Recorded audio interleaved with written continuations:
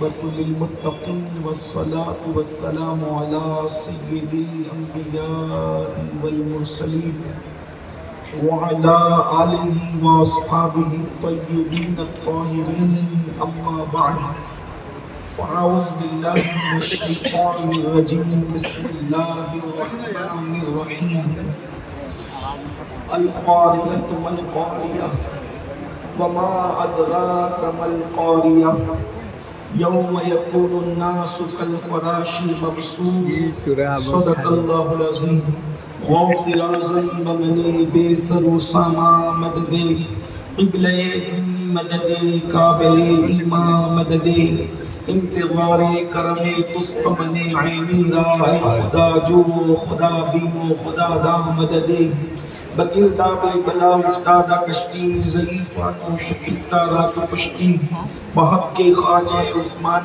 ہارون مدد کن مدد کن مدد کن یا معین الدین چشتی منبر پر رونق افروز خطیب بے باک شمس ملت حضرت العلامہ مولانا مفتی شمس الدین صاحب قبلہ رضوی، برادر مکرم جناب کفیل انبر صاحب، برادر عزیز جناب شاہ اسلام شمیم فیضی صاحب، اندلیب گلشن رسالت جناب سہراب صاحب، وہ جمیع عرش مقام ذوی الاحترام سادات کرام باصفا علماء کرام، حاضرین محفل، پردہ نشین ماں اور بہنوں، السلام علیکم ورحمۃ اللہ وبرکاتہ۔ انتہائی احترام و عقیدت کے ساتھ اپنے اور ساری کائنات کے مرکز عقیدت انیس بے کساں چارہ ساز درد مندہ، ہم غریبوں کی غم گسار، ہم فقیروں کی ثروت، شہر یار ارم، تاجدار حرم، نوبہار شفاعت، شب اسرا کے دولہا نوشے بزم جنت، دانائے سبل مولائے کل ختم الرسل، خسرو خوباں سیاح لامکا وجہ کن فکا، در اللہ المکنون سر اللہ المخزون، عالم ما کانا وما یکون، آبو گل انبیاء جانو دل اسفیاء، مطلع ہر سعادت مقطع ہر سیادت، خلاصہ کائنات فخر موجودات، حضور مد مجتبی محمد مصطفیٰ، ارواحنا فدا صلی اللہ تعالی علیہ وآلہ وصحبہ وبارک وسلم کی بارگاہ بے کس پناہ میں جس طریقے سے پڑھاؤں سب مل کر بلند آواز سے میرے ساتھ پڑھیں۔ الصلاة والسلام علیکہ یا رسول اللہ، السلام علیکہ یا حبیب، الصلاة والسلام علیکہ یا نبی اللہ، السلام علیکہ یا نبی اللہ، الصلاة والسلام علیکہ یا حبیب اللہ، الصلاة والسلام علیکہ یا نبی اللہ، وعلی آلکہ واصحابکہ یا نور اللہ، وعلی آلکہ صلی اللہ تعالی علیہ وسلم۔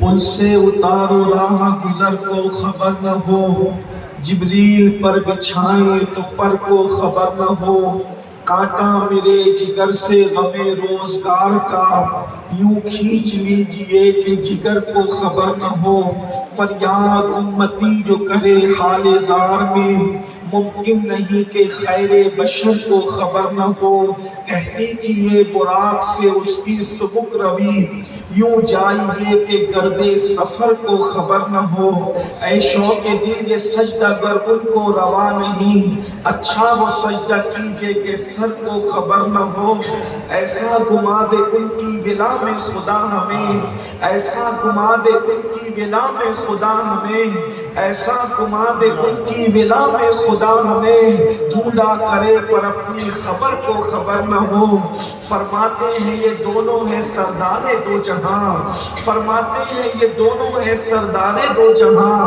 اے مرتضیٰ عتیق و عمر کو خبر نہ ہو، اے مرتضیٰ عتیق و عمر کو خبر نہ ہو، ان کے سوا رضا کوئی حامی نہیں جہاں، ان کے سوا رضا کوئی حامی نہیں جہاں، گزرا کرے کسر پہ پدر کو خبر نہ ہو۔ آج کی یہ محفل دیار مدینہ کانفرنس 48ویں جس میں آپ اور ہم سب حاضر ہیں، اللہ تبارک و تعالیٰ قبول فرمائیں، اور جتنے احباب نے اس محفل کو سجایا، کمیٹی کے جتنے کارکنان ہیں، اللہ رب العزت ان سب کو اپنی شان کے مطابق بہتر صلہ بہتر جزا عطا فرمائے۔ مجھ سے پیشتر آپ نے نقیب محفل شورا اسلام خطبہ اور بالخصوص خطیب حق بیان شمس ملت سے آپ نے ان کا خطاب، ان کے ملفوظات سماعت کر لیے ہیں۔ تھوڑی دیر اس لیے کہ اب رات کا آخری پہر شروع ہونے کے قریب ہے، اس لیے بہت مختصر سے وقت میں کچھ آپ کی خدمت میں پیغام عرض کرنے کی سعادت حاصل کی جا رہی ہے۔ جب یہ موسم چل رہا ہے اپریل کا، اور اس کے بعد مئی کا مہینہ ہوگا، اس موسم کے اندر اگر کوئی محفل ہو، مثال کے طور پر شادی کی محفل ہو، یا اجتماع ہو، یا جلسہ ہو، یا مشاعرہ ہو، اور دن کا وقت ہو، تو اس وقت بالکل چلچلاتی دھوپ آپ کے بہار کے اندر، اور اس چلچلاتی بھی دھوپ کے اندر کوئی محفل سجی ہو، اس میں 10 بائی 10 کا ایک پنڈال لگا ہو، اور ہزاروں لوگ اس محفل میں شریک ہوں، اس کے اندر دادا بھی ہو، اس میں پوتا بھی ہو، اس میں پیر بھی ہو، اس میں مرید بھی ہو، اس میں استاد بھی ہو، اس میں شاگرد بھی ہو، اس میں دوست اور دوست بھی ہو، اور اتنی چلچلاتی دھوپ ہے کہ انسان کے جسم کو جھلساتی ہو۔ اب ہم لوگ، میں شکایت نہیں کہہ رہا ہوں، صرف آپ کو احساس ہو جائے، ہم لوگ ٹرین سے نکلے اے سی ڈبے سے، جیسے ہی ہم لوگ مظفر پور ریلوے اسٹیشن کے باہر نکلے، ایسا لگ رہا تھا جلدی سے بھاگ کر گاڑی میں بیٹھ جاؤ، اتنی شدت کی دھوپ تھی۔ حالانکہ اس وقت کم و بیش میرے خیال سے 3:30 کے قریب ہو رہے تھے، یعنی ڈھلتا ہوا سورج تھا، اس وقت بھی اتنی شدت کی دھوپ تھی کہ ہم چاہتے تھے کہ جلدی سے دوڑ کر گاڑی میں بیٹھ جائے۔ یہ حقائق ہے، یہ سچائی ہے۔ بتاؤ، ہزاروں کا مجمع ہو اور 10 بائی 10 کا پنڈال ہو، تو کون چاہے گا کہ وہ دھوپ میں کھڑا رہے، اور کون چاہے گا کہ وہ سائے میں آئے؟ یقیناً میں یہ بات بالکل سچائی کے طور پر کہتا ہوں، باپ بیٹے کی پرواہ نہیں کرے گا، دادا پوتے کی پرواہ نہیں کرے گا، بھائی بھائی کی پرواہ نہیں کرے گا، سب لوگ اس پنڈال میں آنے کی کوشش کریں گے، لیکن پنڈال تو بڑا مختصر ہے، ہزاروں لوگ اس میں آ بھی نہیں سکتے۔ میرے بھائیوں، ذرا توجہ کرو، ذرا غور کرو، اللہ اکبر، چوتھے آسمان پر سورج ہے، پیٹ کی طرف سے چمک رہا ہے، پوری دنیا کو حرارت میں لیے ہوئے ہیں، پوری دنیا کو تپش میں لیے ہوئے ہیں۔ اللہ اللہ، ہم اس وقت سایہ تلاش کرتے ہیں جب سورج تمازت اپنی پھیلاتا ہے۔ اس دن کیا ہوگا جس دن کے بارے میں قرآن کہتا ہے، القاریۃ مالقاریہ وما ادراک مالقاریہ۔ اللہ پاک ارشاد فرماتا ہے، دل کو دہلا دینے والی، تو نے کیا جانا دل کو دہلا دینے والی کیا ہے؟ اللہ اکبر، یوم یکون الناس کالفراش المبثوث۔ اس دن انسان کا حال یہ ہوگا جیسے پھیلے ہوئے پتنگے، انسان کی حیثیت پتنگوں کی طرح ہوگی۔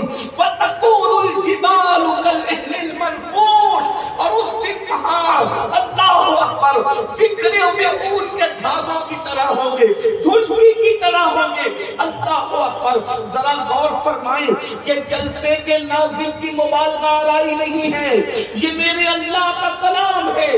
قرآن کہتا ہے، قرآن کہتا ہے، القاریۃ مالقاریہ، تو نے کیا جانا دل کو دہلا دینے والی۔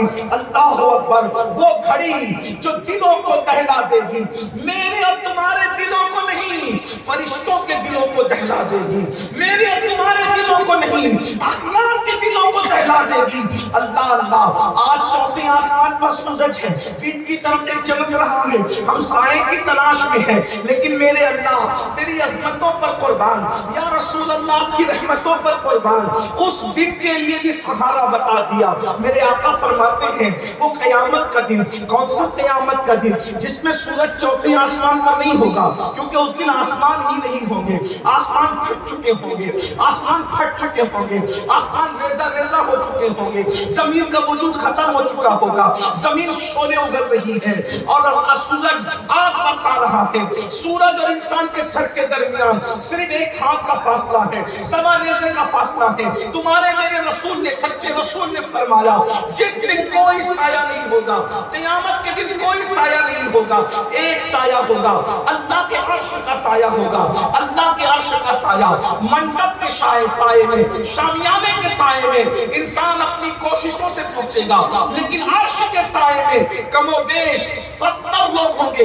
احادیث کی کل تعداد ملائی جاتی ہے تو 70 کی تعداد پڑتی ہے۔ 70 خوش نصیب ہے جن کو اللہ قیامت کے دن عرش کا سایہ عطا فرمائے گا، عرش کا سایہ۔ اور پھر یاد رکھنا، اللہ اکبر، یعنی قیامت کا سایہ کسی کی عمر کی وجہ سے نہیں ملے گا، کسی کے نسب کی وجہ سے نہیں ملے گا، کسی کی خوبصورتی کی وجہ سے نہیں ملے گا، کسی کی ڈگری کی وجہ سے نہیں ملے گا۔ اللہ کے عرش کا سایہ ایمان کے بعد عمل کی وجہ سے ملے گا۔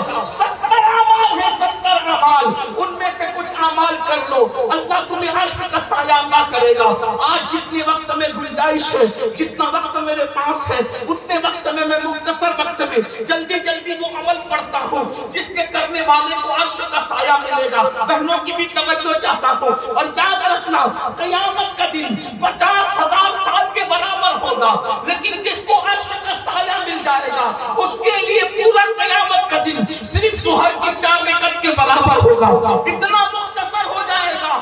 آئیے کچھ عمل کر لیجئے۔ پہلا خوش نصیب جس کو قیامت کے دن اللہ عرش کا سایہ عطا فرمائے گا، نمبر 1 جس کو اللہ نے اقتدار دیا اور اس نے عدل کیا، انصاف کیا۔ ایسا انصاف کرنے والا قیامت میں عرش کے سائے میں ہوگا۔ عادل حکمراں، عادل حکمراں کا مطلب کیا ہے؟ یہ نہیں کہ صرف بادشاہ، اس کی شرح میں محدثین نے لکھا ہے ہر انسان اپنے گھر کا حکمراں ہے، محلے کا بڑا محلے کا حکمراں ہے، گاؤں کا چودھری گاؤں کا حکمراں ہے، یعنی جس کو لوگ اپنا حکم اور بڑا مانتے ہیں۔ اگر اس نے انصاف کیا اللہ اس کو عرش کا سایہ عطا کرے گا۔ اب میں لمبی تو نہیں کرتا، یعنی باپ پر فرض ہے اولاد بھی انصاف کرے، برابر برابر انصاف کرے۔ آج کل کیا ہو رہا ہے؟ اللہ اکبر، کچھ بچوں کو بہت پیار کیا جاتا ہے اور کچھ بچوں کو نظر انداز کیا جاتا ہے۔ اللہ اکبر، بلکہ یہ بھی ہو رہا ہے بیٹوں کو لال کیا جاتا ہے، بیٹیوں کو نظر انداز کیا جاتا ہے۔ یاد رکھیے بیٹیوں کو کبھی نظر انداز مت کیجیے۔ اللہ اللہ، آج آپ کہتے ہیں بیٹیاں بھاگ رہی ہیں، میں آپ سے کہنا چاہتا ہوں بیٹیوں کے بھاگنے کی بہت ساری وجوہات میں سے ایک وجہ یہ بھی ہے، جیسے پیٹ کی پیاس ہے، جیسے نفس کی پیاس ہے، ویسے دل کی بھی پیاس ہے۔ پیٹ کو پیاس لگتی ہے، پانی چاہیے، پیٹ کو بھوک لگتی ہے، کھانا چاہیے، نفس کو پیاس اور بھوک لگتی ہے، کوئی ہم جنس چاہیے، اور اس کے بعد اللہ اکبر، یعنی ہم جنس سے مراد کوئی اپنے جیسا انسان چاہیے جس کو اللہ تبارک و تعالیٰ نے حلال کیا ہو۔ اور جب دل کو پیاس لگتی ہے تو پیار چاہیے، محبت چاہیے، انس چاہیے، الفت چاہیے۔ اور یاد رکھنا دلوں کی پیاس ہے پیاس۔ بیٹیوں کو نظر انداز کرنے والوں، بیٹیوں کو بھاگنے پر اس ظالم معاشرے نے مجبور کیا ہے، جس سماج میں نہ ماں بیٹی کو پیار دے، نہ باپ بیٹی کو پیار دے، نہ بھائی بہن کو پیار دے، نہ شوہر بیوی کو پیار دے، تو جب دل کی پیاس لگتی ہے تو وہ پیار تلاش کرنے کے لیے باہر جھانکنے لگتی ہے، اور باہر ظالم لوگ، بلکہ ظالم انسان جو نفس کے پجاری ہیں، جو فسق و فجور میں ڈوبے ہیں، جو گناہوں کے دلدل میں ڈوبے ہیں، وہ موبائل کا لالچ دیتے ہیں، گھومنے پھرنے کا لالچ دیتے ہیں، زیور کا لالچ دیتے ہیں، دولت کا لالچ دیتے ہیں، آزادی کا لالچ دیتے ہیں، اور پیار کے جھوٹے دعوے میں پھنس کر ہماری بچیوں کا سب کچھ لوٹ لیتے ہیں، اور بچیاں بہت سادہ دل ہوتی ہیں۔ یاد رکھنا آج سے 50 سال پہلے تک کوئی ریکارڈ نہیں ہے کہ کسی بھکاری کی بچی بھی بھاگی ہو۔ وجہ یہ ہے کہ باپ غریب ہوتا تھا مگر سنت مصطفیٰ سمجھ کر اپنی بیٹی کو پیار دیا کرتا تھا۔ جب تک ہمیں تبدیل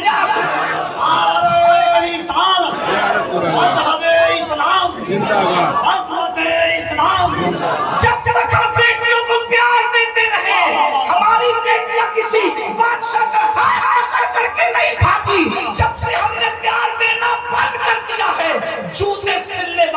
والی ہاتھ پکڑ کر بیٹیاں بھاگ رہی ہیں، چکر چلنے والے کا ہاتھ پکڑ کر بھی بیٹیاں بھاگ رہی ہیں۔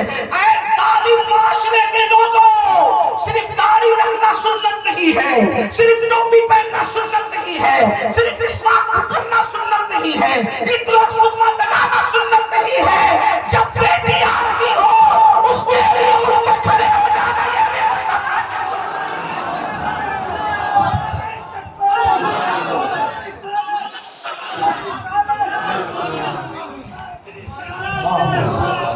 عظمت سیدہ پر میرے ماں باپ قربان، لیکن بیٹی کی عظمت پر کھڑے ہونا یہ بھی مصطفیٰ جان کی سنت ہے۔ پیر کے ہاتھ چومے جائیں یہ اپنی جگہ ہے، لیکن بیٹی کا ماتھا چومنا مصطفیٰ جان رحمت کی سنت ہے۔ بیٹیوں کو ذلیل کرتے ہو، جس سماج میں بیٹیاں ذلیل کی جائے وہ سماج کی بیٹیاں، بلکہ بات تو ایک جملے میں عرض کر کے آگے گزرتا ہوں ورنہ میں اپنی پوری بات نہیں رکھ سکوں گا۔ جہاں بیٹی کو بیٹی کا درجہ دیا جائے وہاں بیٹیاں کبھی نہیں بگڑتی، بس اتنی بات ہے۔ جہاں بیٹی کو بیٹی سمجھا جائے وہاں بیٹی کبھی باہر کسی سے دل نہیں لگاتی۔ جہاں بیٹی کو بوجھ سمجھا جائے، جہاں بیٹی کو شیطنت سمجھا جائے، جہاں بیٹی کو نحوست سمجھا جائے، جہاں بیٹی کو چاہے وہ معاذ اللہ اپنے لیے وبال جان سمجھا جائے، جہاں بیٹی کو عذاب سمجھا جائے، پھر وہاں بیٹیاں سمجھتی میرا تو اس گھر میں کوئی ہے ہی نہیں، ادھر بھائی کا منہ سیدھا نہیں، ادھر باپ کا منہ سیدھا نہیں، ادھر ماں کہتی ہے تو مرتی کیوں نہیں، تو پیدا کیسے ہو گئی، تجھے رشتے نہیں آتے، تجھے کوئی پوچھتا نہیں۔ یاد رکھیں بیٹیوں کی عزت کرنا جانے، بیٹیوں کی قدر کرنا جانے۔ میں اس عنوان پہ آگے نہیں بڑھتا، ایک حدیث پیش کرتا ہوں اور آگے بڑھتا ہوں۔ اپنی بہنوں سے بھی کہتا ہوں بیٹی سے زیادہ نفرت عورتیں کرتی ہیں، یہ سماج کا بہت بڑا المیہ ہے۔ بیٹیوں سے سب سے زیادہ نفرت عورتیں کرتی ہیں۔ میری بہنوں یہ سیریل نحوست اور فلموں کی وجہ سے ہے۔ ایک بات تمہیں بتاؤں، اگر تم بیٹیوں کو پیدا ہونے نہیں دینا چاہتی، اگر تمہاری ماں نے بھی تمہارے لیے یہی فیصلہ کیا ہوتا تو کیا تم آج زندہ ہوتی؟ بیٹیوں کو بوجھ مت سمجھو، بس اتنا سمجھ لو حدیث پاک میں آتا ہے اللہ کے رسول علیہ السلام فرماتے ہیں جب بیٹی کسی کے گھر میں پیدا ہوتی ہے اس گھر میں فرشتوں کا نزول ہوتا ہے اور چاروں طرف سے فرشتے اس بیٹی کو گھیر کر کے کہتے ہیں اے کمزور جان سے پیدا ہونے والی کمزور جان، جب تک تو اس گھر میں رہے گی ہم تیرے ساتھ رحمت کے فرشتے اس گھر میں موجود رہیں گے۔ یعنی بیٹوں کی پیدائش کے بعد تمہیں کسی نہ کسی تعویذ کی ضرورت ہے رحمت کے فرشتوں کے لیے، لیکن بیٹی کی پیدائش ایسا تعویذ ہے کہ جب تک بیٹی گھر میں رہے گی رحمت کے فرشتے اس کے ساتھ رہیں گے۔ اگر رسول اللہ کی بات پر یقین ہے تو رسول اللہ نے فرمایا کہ جب تک بیٹی گھر میں رہتی ہے پیدا ہونے کے بعد سے رحمت کے فرشتے اس کے ساتھ ساتھ گھر میں، تو اولاد کے ساتھ انصاف کرو، عدل کرو، اپنی بیٹیوں پہ ظلم مت کرو، بیٹوں کو بھی مت کرو، بیٹوں کو بھی نظر انداز مت کرو۔ ایک بات کہوں آج کل بیٹوں کو بھی کہیں کہیں نظر انداز کیا جاتا ہے، بیٹوں کو بھی مت کرو، انصاف کرو۔ کیسا انصاف؟ ام المومنین سیدہ عائشہ صدیقہ کی بارگاہ میں ایک عورت آئی، سیدہ نے اس کو ایک کھجور دی، کھجور دینے کے بعد اس کے ساتھ دو بیٹیاں تھیں، سیدہ عائشہ صدیقہ کی دی ہوئی کھجور کو اس نے برابر برابر دو ٹکڑے کیا اور دونوں بچیوں میں تقسیم کر دیا۔ سیدہ عائشہ کو بہت حیرت ہوئی، رسول اللہ تشریف لائے صلی اللہ علیہ وآلہ وسلم، تو آقا سے انہوں نے عرض کی آقا وہ عورت کو میں نے کھجور دی اس نے برابر برابر تقسیم کر دیا۔ آقا فرماتے ہیں اگر وہ ایسا نہ کرتی تو قیامت کے دن اللہ اس سے سوال کرتا کہ اس نے دونوں بیٹیوں کو برابر برابر کھجور کیوں نہیں۔ اب توجہ کریں آپ، کبھی لوگ بڑی بیٹی کو زیادہ چاہتے ہیں تو بہت دیتے ہیں، چھوٹی کو نظر انداز کر دیتے ہیں، چھوٹی کو چاہتے ہیں تو بہت دیتے ہیں، بڑی کو نظر انداز۔ لینے دینے میں انصاف، بس ایک چیز میں چھوٹ ہے، ایک چیز میں دل پر تمہارا قبضہ نہیں ہے۔ اس اولاد کے لیے اللہ دل میں کتنا پیار پیدا کر دے یہ اللہ کے اختیار میں، جو اپنے اختیار ہے اس میں ہمیں عدل کرنا ہے۔ جیسا کمرہ ایک بیٹے کو ویسا دوسرے کو بھی، جیسا بیٹے کو ویسا بیٹی کو بھی، جب تک وہ گھر میں پلتی رہے۔ جیسا کھانا ایک کو ویسا کھانا دوسرے کو، جتنی مٹھائی اس کو اتنی مٹھائی، عدل کرو، اللہ عرش کا سایہ عطا فرمائے گا۔ 50,000 سال کا دن تمہارے لیے صرف 4 رکعت ظہر کے برابر ہوگا۔ نمبر 2، ہر ایک چونکہ میرے آقا کی حدیث ہے اور میرے امام اس حدیث کے بارے میں کہتے ہیں یا رسول اللہ میں نثار تیرے کلام پر میری یوں تو کس کو زبان نہیں، وہ سخن ہے جس میں سخن نہ ہو، وہ بیان ہے جس کا بیان نہیں، فصحا عرب کے بڑے بڑے تیرے آگے یوں ہے جبے لچے، کوئی جانے منہ میں زبان نہیں بلکہ جسم میں جان نہیں۔ حضور کی ایک ایک عبادتوں کو اگر ہم تشریح کرتے جائیں زندگی ختم ہو جائے گی، حضور کی بات ختم نہیں ہوگی۔ لیکن آج آپ سب کو طے کر کے اٹھنا ہے، ہم اولاد کے درمیان انصاف کریں گے، ہم اسی طرح بھائیوں کے درمیان اگر بڑے بھائی ہیں بڑے بھائی ہو تو چھوٹے بھائیوں کے درمیان انصاف کریں گے، بہنوں کے درمیان انصاف کریں گے، عدل کرو، انصاف کرو، اللہ اکبر۔ بلکہ بہت سے باتیں ذہن میں آتی ہیں لیکن یہاں پر دوسرا خوش نصیب جس کو قیامت کے دن عرش کا سایہ ملے گا، آقا ارشاد فرماتے ہیں وہ جوان جس نے اپنی جوانی کو گناہوں سے بچا کر کے گزار دیا، یعنی جس کی جوانی اللہ کی عبادت میں گزری ہو، گناہوں سے بچا کر کے گزری ہو، ایسے جوان کو اللہ قیامت کے دن عرش کا سایہ عطا کرے گا۔ میرے سامنے جتنے لوگ بیٹھے ہیں 90% نوجوان ہے، بڑا سنہری موقع ہے، بڑا خوبصورت موقع ہے، بڑا گولڈن چانس ہے، بس اتنا کرنا ہے اپنی جوانی کو گناہ سے بچاؤ، گناہ سے بچا کر کے گزارو۔ کبھی کبھی ہم لوگوں کی تقریر سن کر جوان مایوس ہوتے ہیں، کیا ہم معذاللہ مسلمان ہیں تو ہمیں انجوائے کرنے کی اجازت نہیں، ہم انجوائے نہیں کر سکتے؟ یاد رکھنا وہ دقیانوسی خیال رکھتا ہے جو تمہیں انجوائے سے منع کرتا ہے، وہ دقیانوسی خیال رکھتا ہے جو تمہیں کمانے سے جمانے سے منع کرتا ہے۔ ہمارا مذہب پوری دنیا میں ایک ہی مذہب ہے جسے مذہب اسلام کہتے ہیں، جتنے انجوائے کی اجازت اسلام دیتا ہے کوئی مذہب نہیں دیتا، جتنا دولت کمانے اور جمانے کی اجازت اسلام دیتا ہے کوئی مذہب نہیں دیتا۔ ابھی آپ نے حضرت شمس ملت سے زکوٰۃ کے معاملات سماعت فرمائے، بھائی زکوٰۃ کون دے گا؟ جو مالدار ہوگا وہی تو دے گا، بھکاری تھوڑی زکوٰۃ دے گا۔ اور آپ کو بتاؤں اسلام میں زیادہ تعداد غریبوں کی نہیں ہے، اسلام میں زیادہ تعداد شروع دن سے مالداروں کی ہے۔ دور فاروقی میں ایک بندہ یمن سے زکوٰۃ کی رقم لے کر کے چلتا ہے اور مدینہ منورہ تک غریب ڈھونڈتا ہے، غریب تو غریب یمن سے لے کے مدینہ منورہ تک فاروق اعظم کے دور میں کوئی غریب نہیں ملتا تاکہ جس کو زکوٰۃ دی جا سکے۔ تو پتہ چلا جتنے مالدار ہم تھے ہم ہیں، کوئی ہو نہیں سکتا۔ 1857 سے پہلے کلکتہ کے ایک مسلمان تاجر کے گھر میں جتنی دولت ہوتی تھی برطانیہ کے شاہی خزانے میں اتنی دولت نہیں ہوتی تھی۔ انگریز پاگل تھا جو انگلینڈ چھوڑ کے انڈیا آیا تھا، انڈیا میں اس کو دکھ کیا رہا تھا؟ سونے کی چڑیا کس نے بنایا تھا؟ سونے کی چڑیا تم نے بنایا تھا، مگر کب تک یہ بھی بتاؤ۔ انجوائے کرو، بھرپور انجوائے کرو، دولت کماؤ، اچھے کپڑے پہنو، اچھے چپل پہنو، اچھے جوتے پہنو، اچھے موبائل، اچھی گاڑیاں، اچھی سواریاں، اچھے عطر، اچھے خوشبو۔ بلکہ بات اللہ نے دیا ہے تو اتنا قیمتی پہن کے نکلو کہ اگر بس میں بیٹھو تو بازو میں بیٹھنے والے کو اپنی اوقات یاد آنا چاہیے کہ اب بھی یہ کچھ ہے۔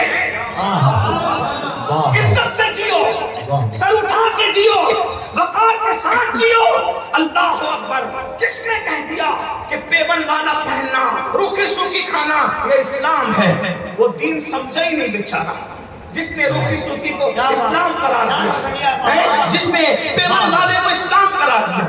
یاد رکھنا رسول اللہ نے اگر پیون کا لباس پہنا ہے تو صرف ان کا خیال کر کے جو امت میں 2.5% غریب ہوں گے ان کا خیال کر کے، کیونکہ اگر حضور پیون والا نہیں پہنتے تو مجھ جیسے غریب لوگ کہتے بے رسول اللہ نے تو بہت قیمتی پہنے، اب میں قیمتی کہاں سے لاؤں کیونکہ میری اوقات نہیں ہے۔ تو رسول اللہ نے 2.5% ہم جیسے غریبوں کا خیال کرتے ہوئے کبھی پیون والا پہن لیا اور مالداروں کا خیال کرتے ہوئے 27 اونٹ دے کر ایک جبہ خرید کر کے بتا دیا کہ مال ملے تو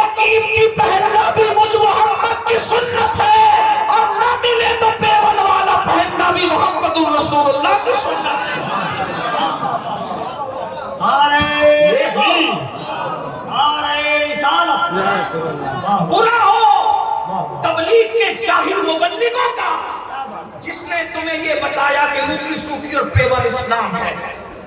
آپ مجھے بتائیں 27 اونٹ دے کر رسول اللہ نے ایک جبہ خریدا. اگر ایک اونٹ کی قیمت آج کے حساب سے 1 لاکھ کی پکڑ لیں تو کتنے ہو جاتے ہیں؟ 27 لاکھ کا ایک جبہ میرے نبی نے پہنا. اسی لیے ہماری آنکھیں چوندیاتی نہیں ہیں. ایک شخص نے کہا وہ فلاں ملک کا وزیر اعظم روزانہ نیا پہن رہا ہے. میں نے کہا کسی اور کو دھانس دے, بیت المال کا چرا کے پہن رہا ہے تو ہمیں کیا متاثر کرے گا؟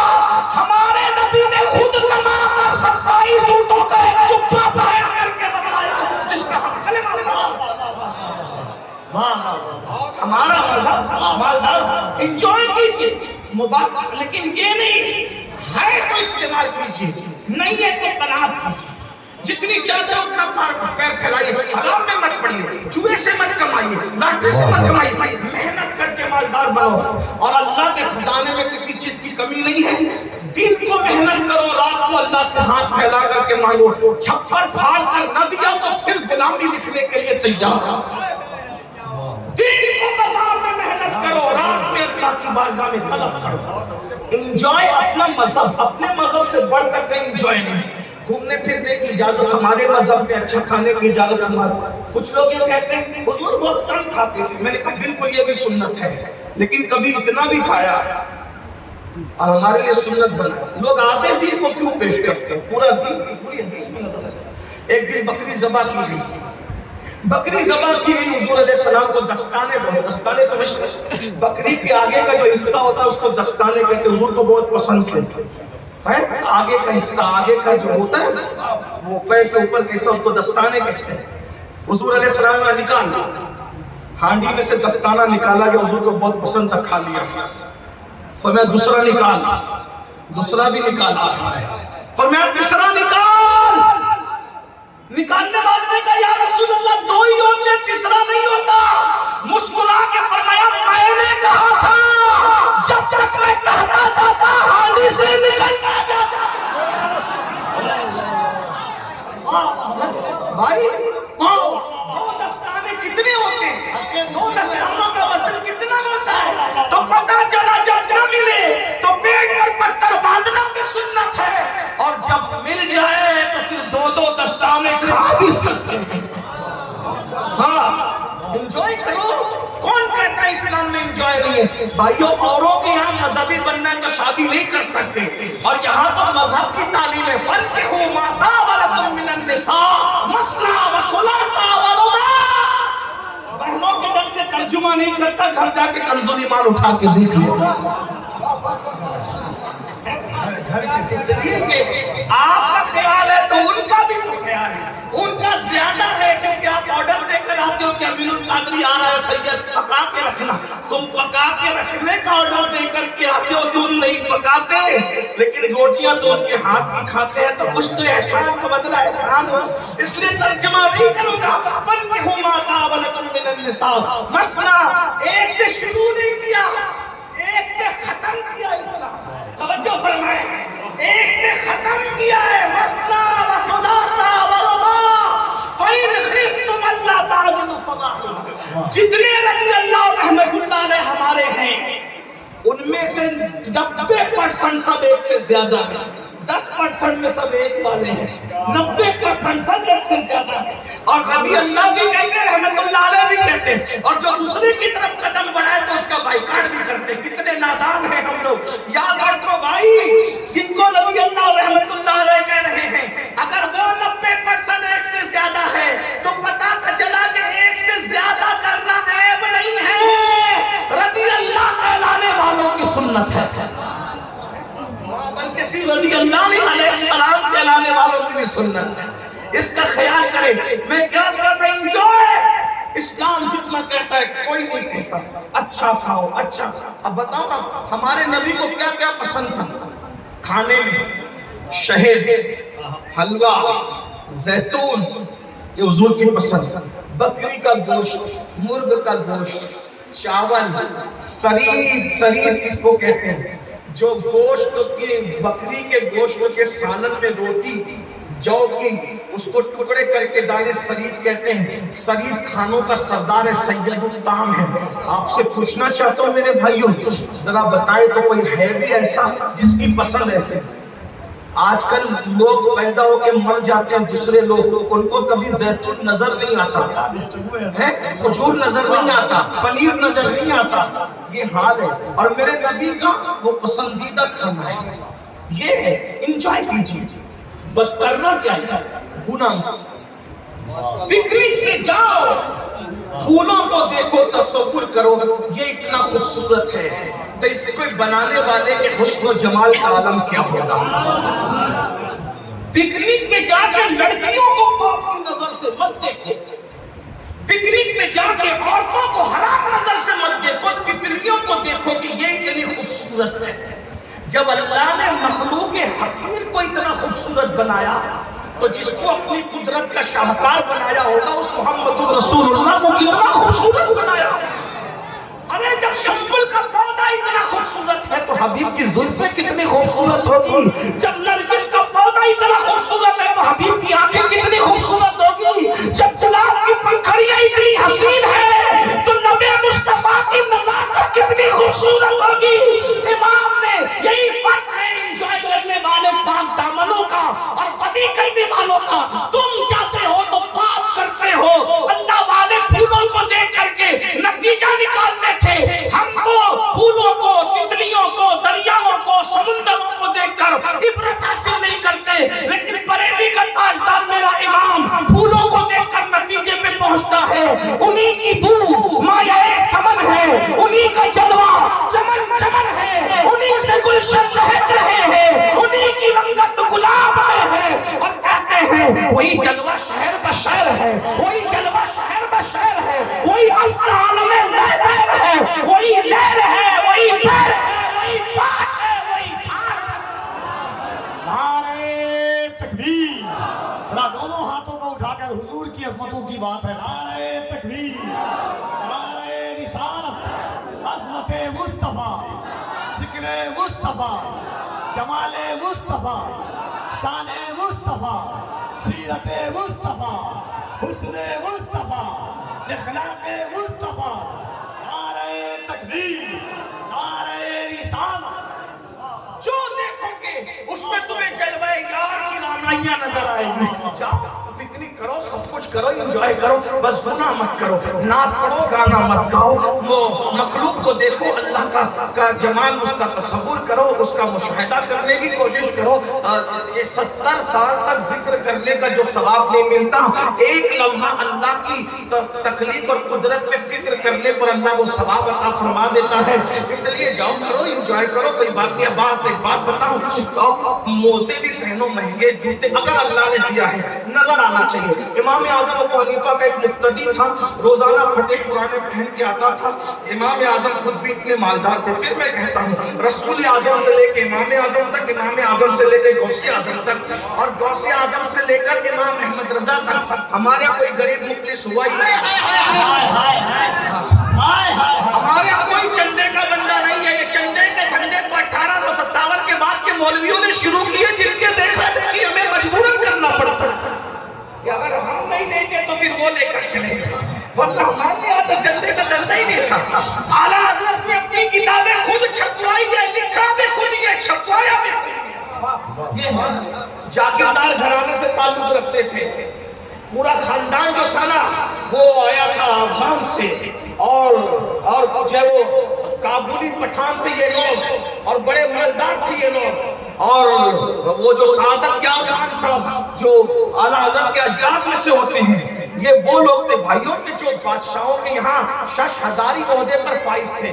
یعنی آپ سمجھیں کہ یہ ہمارے یہاں کوئی غریب نہیں ہے۔ پھر میں یہ کہنے کہتا غریبوں سے، میں تمہیں ابھارنا چاہتا ہوں کہ غربت سے نکلو، غربت سے نکلو، مالدار بنو کہ غربت کبھی کبھی انسان کو کفر تک پہنچاتا ہے۔ نوجوانوں ہمیں محنت کرنا ہے، ملک ہندوستانی میں نہیں پوری دنیا میں سر اٹھا کے جینا ہے تو ہمیں 3 چیزوں پہ محنت کرنا ہوگا۔ میں پورے ہندوستان میں اس کو دوہرا رہا ہوں، دیندار بنو، مالدار بنو، تعلیم میں محنت کرو، 3 نکاتی پروگرام بناؤ۔ دنیا نہیں تمہارے قدموں میں 11 سال میں جھک جائے تو پھر آپ جو چاہے ہمیں سزا دے، لیکن محنت कोई गरीब नहीं हो, कोई मुफ्लिस नहीं हो, प्लान बनाइए। मुफ्ती साहब ने ज़कात के लिए क्या बयान किया, मैं तो पूरा बयान नहीं सुन सका। ज़कात सिस्टम से निकालो ऐसा, हर साल मैंने एक को इतना मजबूत कर देना है कि आइंदा साल मेरा वो मोहल्ले का या मेरा वो रिश्तेदार ज़कात निकालने के काबिल बन जाए। इस मिशन के साथ अगर आपने ज़कात निकाला ना, तो फिर देखना कहां से कहां बात पहुंची। तो मैं ऐसे कर रहा था, इमाम आज़म अबू हनीफा बड़े मालदार थे, 2-2 लाख रुपए की एक चादर ओढ़ते थे इमाम आज़म अपने दौर में। जब फल खरीदने जाते थे तो जितने उलमा बगदाद की और कूफा के होते थे, उनके घर पहले फल पहुंचाते थे, अपने घर में बाद में लाते थे। अपनी आमदनी का तकरीबन 40% हिस्सा सैयदों के लिए इमाम आज़म ने वक्फ कर रखा था।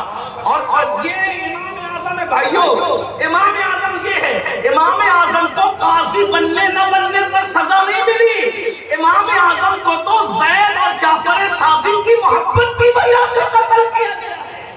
वो कतील इश्क़ अहले बैत है जिसे इमाम आज़म कहते हैं, वरना काजी न बनने पर भी कोई बादशाह किसी को कत्ल करता है, कोई तारीफ देती है। बहरहाल तो आपने अपने मुक्तदी से फरमाया, बेटा मुसल्ले के नीचे ठहरिए, जा उठा के ला। उठा के लाया, कहा पूरा कपड़े अच्छे पहन, जूते अच्छे खरीद, अच्छा था अच्छा कमा। उसने कहा सरकार मैं मालदार आदमी, अल्लाह के बंदे अगर मालदार हैं तो तेरे कपड़ों से नजर आना चाहिए कि तू मालदार है, तेरी सवारी से नजर आना चाहिए कि तुम चिंदी चोर मत बनो, हाँ नजर आना चाहिए। आप इतने चिंदी चोर हो गए हो कि नाथ खां को भी 10 रुपए की नोट देते हो। फटी हुई, हाँ नासिर को भी ऐसे। अरे हुजूर ने जब नात सुनी है तो नात सुनने पर उस वक्त तो हुजूर के पास जो सबसे कीमती चीज थी नाथ खां को वो पेश किया है। हुजूर अलैहिस्सलाम ने यमनी चादरें उड़ाई हसन बिन साबित को, मेरी बीवी मुझे वापस कर दियो। सैयदों दे के वापस नहीं देते हम लोग।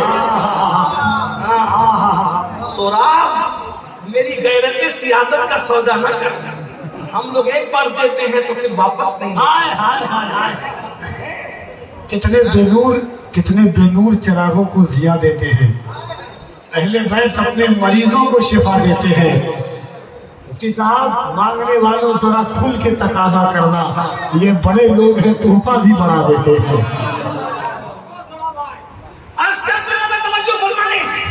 ध्यान से आप तवज्जो करें। वो फरमाया माल है तो माल नजर आना चाहिए, सवारी में, कपड़ों में, लिबास में, मकान में इज्जत से जीना सीखो। अल्लाह अकबर, आ गई बात तो भाई जरा। उसने कहते हैं ये अल्लाह वाले लोग को जेब देता है इतना टिप टाप में रहना। मैंने कहा अल्लाह वाले लोगों को ही जेब देता है कि वो इतने टिप टाप में रहा करें। हाँ वजह एक मर्तबा इमाम हसन, बात आगे सुन ले। एक बार इमाम हसन, कैसा हसन है, नबी ने अपने पहले बेटे का नाम हसन रखा। नबी ने अपने पहले बेटे का नाम हसन रखा। हसन मतलब अच्छा, इसीलिए पूरी दुनिया हसन की बुराई करती थी, फिर भी हसन कहती थी, हसन कह के बुराई करती थी। नबी के नाम रखने में हिकमत तो देखो, और ये नाम नबी ने भी नहीं रखा, ये जिब्रील ने भी नहीं रखा, ये नाम अल्लाह ने छुपा के रखा था कि नबी अली की पुष्प से जिसको पैदा करूंगा होंगे अली की पुष्प से, लेकिन बेटे को तेरे बनाऊंगा, उनके नाम छुपा के रखूंगा। एक को हसन कहेंगे, दूसरे को हुसैन कहेंगे। हसन हुसैन के दुश्मन जब मिंबरों पे बैठ के हसन हुसैन की बुराई करेंगे तो कहेंगे हसन ऐसा, हसन ऐसा, हसन ऐसा, हसन ऐसा। अरे जो हसन है वो ऐसा नहीं होता। हसन का मतलब होता है अच्छा। हसन का मतलब होता है, अरे बल्कि हसन का अच्छाई, बहुत अच्छा। और सूरत बनाई थी नबी की हमशबी सूरत। और हुसैन का मतलब भी अच्छा, लेकिन हुसैन इसमें तस्गीर है। अच्छा यानी हुसैन अच्छा, हसन बहुत अच्छा, मतलब हुसैन भी अच्छा, हसन बहुत अच्छा। ये अच्छे लोग, ये अच्छे लोग। इमाम हसन ایک دن موڈ ہوا میں نے بہت سجنا ہے، میں نے بہت سجنا ہے، جو رسول اللہ کا ہم شبی ہو آج اس کا موڈ ہو رہا ہے، کبھی کبھی اپنا موڈ ہوتا ہے نا، آج میں نے سجنا ہے اور سجا دیا۔ پھر ایک بات عرض کر دوں، سجا دیا۔ کچھ نوجوان 30-35 سال کے ہو جاتے ہیں تو نہانا دھونا 3 دن تک نہیں نہاتے، 4 دن تک نہیں نہاتے، داڑھی رکھتے ہیں تو ہنسنے کی بات نہیں ہے، لیکن آپ ہنسیں گے تو مجھے کوئی پرابلم نہیں ہے، لیکن غور سے سنیں، دھیان سے۔ داڑھی میں رکھیں گے تو ادھر پھیل رہی ہے ادھر پھیل رہی ہے، کپڑے میں سے بھی بدبو آ رہی ہے، سب ہو رہا ہے۔ اور وہ کیا کہتے ہیں، ارے حضرت اب تو ہماری شادی ہو گئی نا، اب ہمیں کس کو بتانا ہے؟ میں نے کہا شادی سے پہلے جس کو بتانا تھا شادی کے بعد بھی اسی کو بتانا۔ ہاں آج کل جو طلاقیں واقع ہو رہی ہے اس کو سنجیدگی سے لو۔ طلاقیں واقع ہو رہی ہے نا، وجہ کیا؟ منہ میں بدبو آ رہی ہے، گٹکا کھا کے چلے جاتے ہو، سگریٹ پی کے چلے جاتے ہو، جب 2 منٹ میں تم سے بات نہیں کر سکتا بدبو والے منہ سے، تو وہ رات بھر کیسے برداشت کرتی ہوگی بیچاری؟ اللہ کے رسول علیہ السلام کی سنت ہے، حضور علیہ السلام کے منہ میں اتنی خوشبو آتی تھی کہ اگر کنویں میں حضور کا دعا پڑ جائے تو 1400 سال سے آج تک کنواں میں خالی کنویں ملتے۔ لیکن ہماری تعلیم میں رسول اللہ جب گھر جاتے تھے تو سب سے پہلے مسواک کرتے تھے، وضو کرتے تھے۔ یعنی جیسے میں چاہتا ہوں نا کہ میری بیوی مجھے سج دھج کے اچھی لگے، تو میری بیوی کی بھی خواہش ہوگی کہ میں بھی سج دھج کے اس کو اچھا لگا۔ طلاق جو ہو رہی ہے نا، یا عورتیں مرد کے ہوتے ہوئے کسی اور کی طرف توجہ دیتی ہے، اس میں ایک وجہ یہ بھی ہے، اس کو ہنس کے ٹالو مت، یہ بہت سنجیدہ ٹاپک ہے۔ غسل کرو، اچھے رہو، اچھے کپڑے پہنو، عطر لگاؤ، خوشبو لگاؤ، سرما لگاؤ۔ اور آپ کو بتاؤں ہم لوگ سجتے دھجتے ہیں نا تو دوستوں سے اطلاع کرتے میں کیسا لگ رہا ہوں، ہے نا؟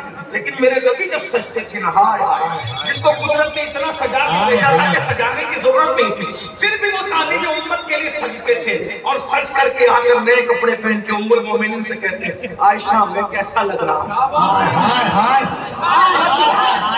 اس پر میں یہاں کے سنیوں کو نہیں کہوں گا کہ بولو سبحان اللہ، اس لیے کہ میں تو تمہارے عشق پہ چھوڑتا ہوں۔ یہ بات اگر میں نے خانقاہ میں صوفیہ کے درمیان کہی ہوتی، وہ اٹھ کر کے وشت کرتے کہ میں نے جملہ کتنا بڑا۔ مفتی 4 منٹ سیدہ عائشہ سے کہا عائشہ میں کیسا لگ رہا ہوں؟ اللہ جس کے بارے میں کہے والضحیٰ واللیل اذا سجا، اللہ جس کے بارے میں کہے وما رمیت اذ رمیت ولکن اللہ رمی، اللہ جس کی آنکھوں کے بارے میں کہے ما زاغ البصر وما طغی، اللہ جس کے چلنے کے بارے میں کہے لا اقسم بہذا البلد، جس کے تبسم کے بارے میں کہے والنجم اذا ہوا، جس کے جھرمٹ مارنے کے بارے میں کہے یا ایھا المزمل، جس کے کمبل اوڑھنے کے بارے میں کہے یا ایھا المدثر۔ اللہ اکبر! جب وہ رسول کی تعریف ان کی سجاوٹ کی، سنوارنے کی، ان کے حسن کی، ان کے جمال کی، ان کے کمال کی، ان کے چلنے کی، ان کے بولنے کی، ان کے نسب کی، ان کے حسب کی، ان کے حسن کی، ان کی اولاد کی، ان کے تقوی کی، ان کی طہارت کی، ان کے علم کی، سب چیزوں کی تعریف کیوں کی جاتی ہے؟ اِنَّا أَعْطَيْنَاكَ الْكَوْثَرَ، میں نے تجھے جو بھی عطا کیا کم نہیں دیا، ہر چیز میں نے تجھے کثرت سے عطا کی۔ اِنَّا أَعْطَيْنَاكَ الْكَوْثَرَ، ساری کثرت باتیں گئی، ہر چیز کثرت سے دی۔ وہ اپنی محبوبہ سے پوچھ رہے ہیں محبوبہ محبوب رب العالمین عائشہ میں کیسا لگ رہا ہوں؟ اب وہ تو عائشہ تو پھر عائشہ ہے، ماں عائشہ تو پھر عائشہ ہے۔ کیا جواب دیا؟ یا رسول اللہ، او یا رسول اللہ آپ کیسے لگ رہے ہیں؟ ارے زلیخا کی سہیلیوں نے یوسف کو دیکھا تو اپنی انگلیوں پہ چھری پھینکی، اگر وہ آپ کو دیکھ لیتی انگلیاں نہیں کاٹتی، اپنے دلوں کے ٹکڑے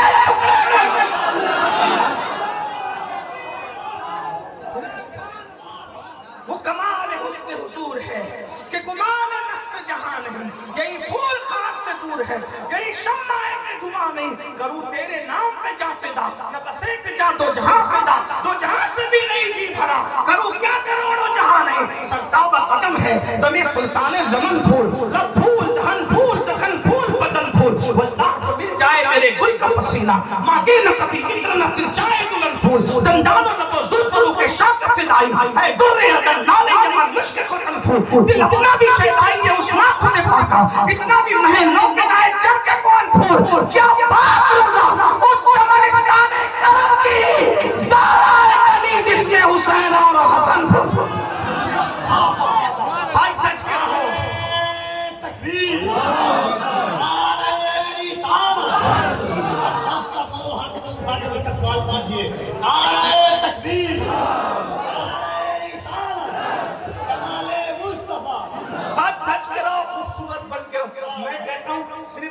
मर्दी बन जाओ ना, औरतों की शिकायत दूर हो जाएगी।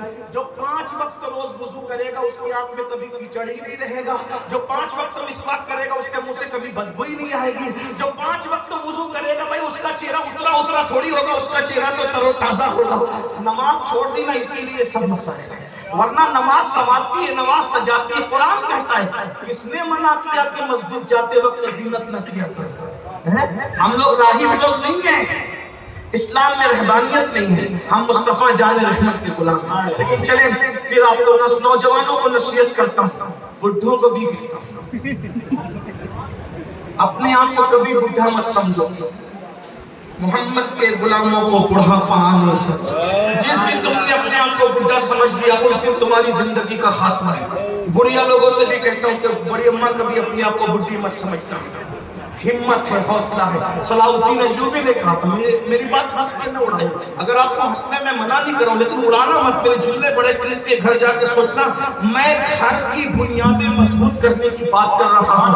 आपने बात तवज्जो से सुनी, ये कोई मोटिवेशनल स्पीकर करता है लेकिन हम फकीर लोग हम सारी किस्म की बात करते हैं। मेरे भाइयों तवज्जो करना, सलाहुद्दीन ने कहा था 1000 मर्तबा जंग हार करके उतना नुकसान नहीं होता जितना एक मर्तबा जो है वो हिम्मत हार के नुकसान होता है। मैं अल्लाह हक बयान करने में हया नहीं करता, रसूलुल्लाह हक बयान करने में हया नहीं करते। बड़े भी इधर उधर क्यों तामक दुनिया करने लगते हैं, क्योंकि बड़ी भी समझती है कि मैं बुढ़ी होगी। अगर बड़ी भी बुद्धि होने की बजाय वो सोचे कि जैसे बहू मेकअप कर रही है मैंने भी करना है बड़े मियाँ के लिए, याद रखना ये बुढ़े लोगों के कदम इधर उधर बहकना बंद हो जाए।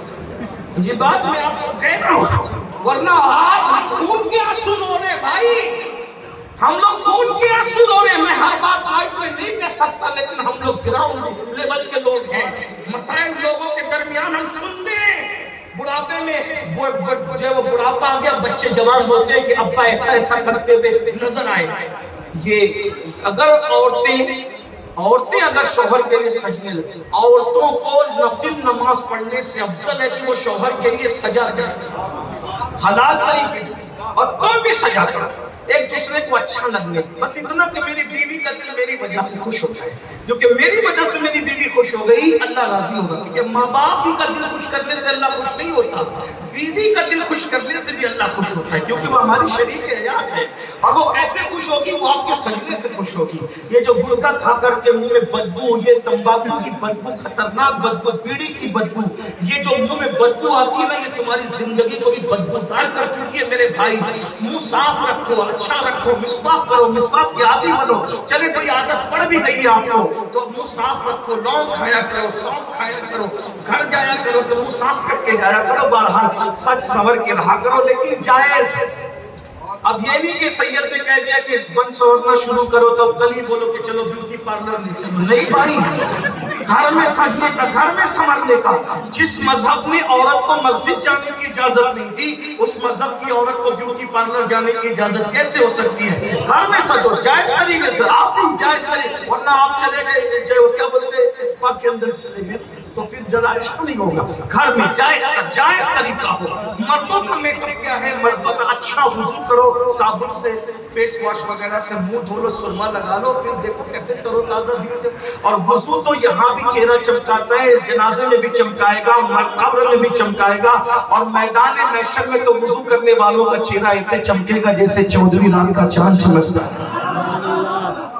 एक दिन इमाम हसन के दिल में ख्याल आया कि मैंने आज सजना है, संवरना है, बनना है, संवरना है। तो रसूलुल्लाह का मामा निकाला, और ये आपके ज़हन में रहे कि वो हुजूर के हमशबी थे, हुजूर का मामा बना, हुजूर की अबा पहने, हुजूर का जुब्बा शरीफ पहना, और उसके बाद अपने चचा जाफर तैयार का पटका बांधा, और जाफर तैयार का पटका बांधकर अब्बा की जुल्फ़िकार हैदरी हाथ में लेकर सैयदा का लाल चला। सैयदा का लाल जब चला है घोड़े पर बैठकर तो आमिना के लाल की याद ताजा हो गई। एक यहूदी था, यहूदी को अच्छा नहीं लगा, इसलिए कि जिनमें यहूदियों के जरासीम होते हैं उनको अहले बैत की खुशी कभी अच्छी नहीं लगती। जिसको भी देखो कि अहले बैत की खुशी जिसे अच्छी ना लगे, समझ लो कि शजरे नसब कहां से मिलता है। यहूदी सिफत लोग, हाँ अल्लाह हू अकबर, ये बात याद रखना, اور جن لوگوں کو صحابہ کی تعریف اچھی نہیں لگتی وہ مجوسی صفت لوگ ہیں، اس لیے نہ ہم مجوسی صفت ہے نہ یہودی صفت ہے، الحمدللہ ہم فطرت اسلام پر ہیں۔ بہرحال تو ایک یہودی نے دیکھا، کہا حسن ایک مسئلہ پوچھنا ہے، مسئلہ پوچھنا ہے حسن، پوچھو۔ ہمیں امام حسن اور امام حسین کے بارے میں بہت چندی باتیں یاد ہیں، ہمیں یہ بھی پتا ہے کہ امام حسن اپنے زمانے کے بہت بڑے محدث بھی تھے، مفتی بھی تھے اور بے مثال مفسر قرآن بھی تھے۔ یاد رکھنا بہت ساری تفسیر ایسی ہے جو ابن عباس نے بیان نہیں کی ہے لیکن امام حسن نے بیان کی، یہ الگ عنوان ہے، اتنا یاد رکھنا۔ 12 دن کی علمی صلاحیت چھپی ہوئی، ڈائریکٹ مولا علی کی شاگرد ہے، ڈائریکٹ رسول اللہ کی شاگرد امام حسن، نانا کے بھی شاگرد ہے، ابا کے بھی شاگرد، ڈائریکٹ۔ اب بتاؤ خود کے بیٹے کو علی مرتضیٰ نے قرآن کے کتنے راز پڑھایا نہیں بلکہ پلایا ہوگا۔ اتنا سمجھ لے کہ جب جعفر صادق کی صحبت میں 2 سال رہ کر کوئی امام اعظم بنتا ہے تو علی کی گود میں رہ کر کے کتنا پڑا ہوگا امام حسن نے، جو 2 سال امام اعظم بنا دے بیٹے پوتے کے، تو وہ باپ کے پھر وہ کتنے سال؟ امام حسن کو کم و بیش 35 سال ملے مولا علی سے استفادہ کرتے ہیں، یہ الگ عنوان ہے۔ بہرحال یہودی نے کہا حسن ایک مسئلہ پوچھنا ہے، کیا تمہارے نانا کی ایک حدیث ہے، الدنیا سجن المؤمن و جنت الکافر، دنیا مومن کے لیے قید خانہ اور کافر کے لیے جنت ہے، تمہارے نانا کی حدیث ہے کہ نہیں؟ بالکل ہے، بالکل ہے نانا کی حدیث۔ کہ اب بتا تم مجھے کیا مانتے ہو؟ کافر؟ کچھ لوگ کہتے ہیں کافر کو کافر نہیں کہنا چاہیے، میں نے کہا یہ صحابہ کی بھی سنت ہے، رسول اللہ کی بھی سنت ہے اور اللہ کی بھی سنت ہے۔ ہم لوگ کافر کو کافر ہی کہتے ہیں، ورنہ وہ نہ کہے تو کیا کہیں، مومن کو مومن ہی کہتے ہیں۔ کچھ لوگ زنانہ صفت لوگ دنیا میں پیدا ہوئے تھا، کافر کو کافر نہ کہو، لیکن جو کافر کو کافر نہیں کہتے نا وہ رسول اللہ کے ماں باپ کو کافر کہتے ہیں۔ ہاں یہ بھی یاد رکھنا، کیا ذوق ہے ان کا، ابو لہب کو کافر نہ کہو، فرعون کو کافر نہ کہو، لیکن رسول اللہ کے ماں باپ کو کافر کہتے ہو، تو شرم نہیں آتی؟ اور آپ کو بھی کہتے ہیں نماز پڑھو تو دیکھ کے پڑھا کرو کہ یہ نبی کے ماں باپ کو کافر مانتا ہے یا مومن مانتا ہے۔ رشتہ داری کرا کرو تو یہ بھی دیکھ کے کیا کرو، اور جلسے میں کسی کو دعوت دیا کرو تو یہ بھی دیکھ کے دعوت دیا کرو کہ یہ نبی کے ماں باپ کو کافر مانتا ہے کہ مسلمان مانتا ہے۔ صرف کلام کی بات نہیں ہے، ارے کلام تو دوسرے لوگ بھی پڑھتے ہیں، ہمارے لیے پابند کیا گیا جس سے دین سیکھ رہے ہو اس کے خیالات، نظریات اور عقائد دیکھ کر دین سیکھا کرو، آدھا دین آدھا اپنے پٹیل مت بنایا کرو۔ ہمیں کوئی ضرورت نہیں ہے 70-22 ہزار کی بھیڑ کی، ہمارے لیے 72 وفادار کافی ہے بس۔ ہاں اتنا یاد رکھنا، رشتہ داری بھی عقیدہ دیکھ کر، نماز بھی عقیدہ دیکھ کر، جلسے میں بلانا آنا جانا بھی عقیدہ دیکھ کر، اس کا خیال ہے۔ نور عالم بھائی آپ کی توجہ خاص چاہتا ہوں، میں کوئی شاعر نہیں ہوں لیکن یہ بات آپ کو خیال رکھنا چاہیے۔ ہاں کیا اللہ اکبر کا تمہارے نانا کی حدیث ہے، تمہارے نانا کی حدیث ہے، الدنیا سجن المومن و جنت الکافر، کہ دنیا مومن کے لیے قید خانہ، کافر کے لیے جنت۔ اے حسن میرے کپڑے دیکھ پھٹے پرانے، میں بھوکا، میرا چہرہ پیلا، میری آنکھیں اندر، میں بھیکاری بھیک مانگ رہا ہوں، اور تو بادشاہوں جیسے سجا ہوا ہے، کھایا ہے پیا ہے، قیمتی کپڑے ہیں، امامہ ہے، تلوار ہے۔ اب بتا تیرے لیے دنیا جنت ہے یا میرے لیے؟ میں تو قید خانے کے قیدی کی طرح ہوں اور تو بادشاہوں کی طرح، مومن تو یا میں؟ حسن تھے، حسن باب مدینۃ العلم کا ڈائریکٹ شاگرد، سید العالمین مصطفیٰ جان رحمت کا ڈائریکٹ شاگرد کا نانا کی حدیث تو بالکل صحیح ہے، الدنیا سجن المومن و جنت الکافر، دنیا مومن کے لیے قید خانہ ہے اور کافر کے لیے جنت ہے۔ کا سن یہ جو میرا لباس دیکھ رہے ہیں نا، اتنا قیمتی امامہ، یہ ٹھاٹ باٹ، یہ میرے غلام مرید جو پیچھے لوگ چل رہے ہیں، یہ دیکھ کر تم کہہ رہا ہے کہ تیرے اتنے ٹھاٹ باٹ ہے، جنت تو یہ دنیا تیرے لیے کا نہیں تھی۔ جو جنت میں انعام میرے لیے اللہ نے رکھا ہے نا، اگر اس کے مقابلے میں میرا یہ ٹھاٹ باٹ دیکھے تو یہ قید خانے کی طرح ہے۔ اب اندازہ لگا، جب قید خانے میں ہم اس شان سے جی رہے ہیں تو جنت میں ہمارے ٹھاٹ باٹ کے عالم کیا ہوں گے؟ اور یہ دنیا تیری جنت ہے، جب تو جنت میں اتنا پریشان حال ہے تو تو اللہ کی جہنم میں کتنا پریشان حال ہوگا، اس کا اندازہ کر لے۔ اس لیے میرے بھائیوں یاد رکھنا، آئیے بات آئی تو بات اینڈ کر دوں۔ میں نے کہا تھا کہ میں اپنی بات جلدی ختم کروں گا، جلدی ختم کر دوں۔ سچ ڈٹ کے رہو، بد سمر کے رہو، اچھے رہو، انجوائے کرو، مگر گناہ مت کرو۔ ایک مرتبہ حضرت میرے امام موسیٰ کاظم رضی اللہ تعالیٰ عنہ نے بڑے مہنگے جوتے پہنے، مہنگے۔ آج کوئی اسکیچر کے جوتے پہن لیتا تو نہیں، اسکیچر استعمال کرتے ہیں تو بھی کیا تمہارے لیے؟ مومنوں کا بچا ہوا فضلہ دوسروں کو ملتا ہے، اصل تو ہمارے لیے نعمتیں پیدا ہوتی ہیں، مصیبتیں بھی ہمارے لیے اصل اور نعمتیں بھی ہمارے لیے، ہمارا بچا کچھ اوروں کو ملتا ہے۔ اتنا یاد رکھنا، یہ بات یاد رکھ، اس لیے اچھے بنو، نعمتیں استعمال کرو، گناہ مت کرو۔ امام موسیٰ کاظم نے بڑے قیمتی جوتے پہنے تو بادشاہ کے دربار میں پہنچے۔ بادشاہ نے کہا موسیٰ کاظم تو نبی کا بیٹا ہو کر، تو نبی کا بیٹا ہو کے اتنے خوبصورت اتنے مہنگے جوتے پہنتا ہے۔ امام موسیٰ کاظم نے کہا اسی لیے تو پہنتے ہیں نا، بادشاہ تیری اوقات اتنی ہے کہ ہمارے پیروں تک ہی تیری نظر رہنا چاہیے، ہمارے چہرے تک تیری نظر نہیں آنی چاہیے۔ اچھے بس بچوں بازو میں بیٹھے، ہوٹل پہ ملے، دیکھتا ہی رہنا چاہیے کہ یہ نبی کا غلام شان سے جی رہا ہے۔ ہاں لیکن یہ کب ہوگا؟ جب تم محنت کرو گے، کاروبار کرو گے، موبائل پہ گیم کھیلو گے تو کیسے محنت کرو گے، کیسے کاروبار کرو گے؟ تو اللہ کے رسول فرماتے ہیں جو جوان گناہ سے بچ کر اپنی جوانی کو گزارتا ہے اللہ اس کو عرش کا سایہ عطا کرے گا۔ جوانی کا صحیح استعمال کرو، گناہ مت کرو، انجوائے کرو، انجوائے کرنے کا انجوائے کرو، فلم مت دیکھو، گندی پکچریں مت دیکھو، گانے مت گاؤ، میوزک مت سنو، موسیقی جو اللہ نے حرام کیا۔ آقا علیہ السلام ارشاد فرماتے ہیں جو نوجوان حرام سے بچے، نفسانی خواہش سے بچے، اللہ فرماتا ہے وہ جوان میرے نزدیک میرے فرشتوں کی طرح ہے، اللہ کے نزدیک اس کا مرتبہ فرشتوں کی طرح ہے۔ ایک بات آپ سے اور کہہ دوں، مفتی صاحب بڑے حق گو مقرر ہیں، ان کی موجودگی میں اتفاق سے نقیب بھی ہمارا بڑا حق گو ہے، تو میں پھر بھی حق گو حق بات سننے کی وہ ہے۔ ایک بات تو اگر اللہ تعالیٰ نے جوانی دی ہے تو جوانی میں گندی پکچریں دیکھ کر اپنی جوانی کو اپنے ہاتھ سے ضائع مت گناہ کرو۔ آپ اپنے ابا اور اماں کے پاس بیٹھو اور بیٹھ کر کہو کہ میں شادی کے قابل ہو گیا، آپ میری شادی کر دیں، ہم آپ کے ساتھ ہیں۔ باپ اور ماں سے شادی کا مطالبہ کرنا کوئی گناہ نہیں، کوئی شرم حیا کے خلاف نہیں، کوئی حرام نہیں۔ اگر آپ کو کھلونے کی ضرورت تھی تو آپ نے کھلونے مانگے نا، مٹھائی کی ضرورت تھی تو مٹھائی مانگے نا، اب بیوی کی ضرورت ہے تو بیوی کس سے مانگو گے؟ ماں باپ ہی سے تو مانگو گے نا۔ ہم آپ کے ساتھ کھڑے ہیں، حرام کام مت کرو، نکاح کرو، شادیاں کرو، انجوائے کرو، گناہ مت کرو، گناہ سے بچو۔ تیسری بات اللہ کے رسول علیہ السلام ارشاد فرماتے ہیں، تیسرا خوش نصیب وہ جس کو عرش کا سایہ ملے گا، جو مسجد سے نکلے اور اس کا دل مسجد میں لگا رہے۔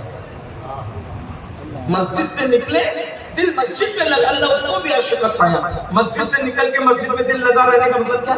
ایک وقت کی نماز پڑھ لی ہے، دوسری وقت کا انتظار ہے، اس کو بھی عرش کا سایہ۔ تیسرا بندہ تنہائی میں اللہ کا ذکر کرتا ہے، خدا کا ذکر کرتا ہے اور اللہ کی محبت میں اس کی آنکھ سے آنسو نکل آتے ہیں، اللہ کی محبت میں اللہ اس کو بھی قیامت کے دن عرش کا سایہ عطا کرے گا، اور جس کو عرش کا سایہ عطا کرے گا اس کے لیے 50,000 سال کا قیامت کا دن صرف 4 رکعت ظہر کے برابر ہو جائے گا۔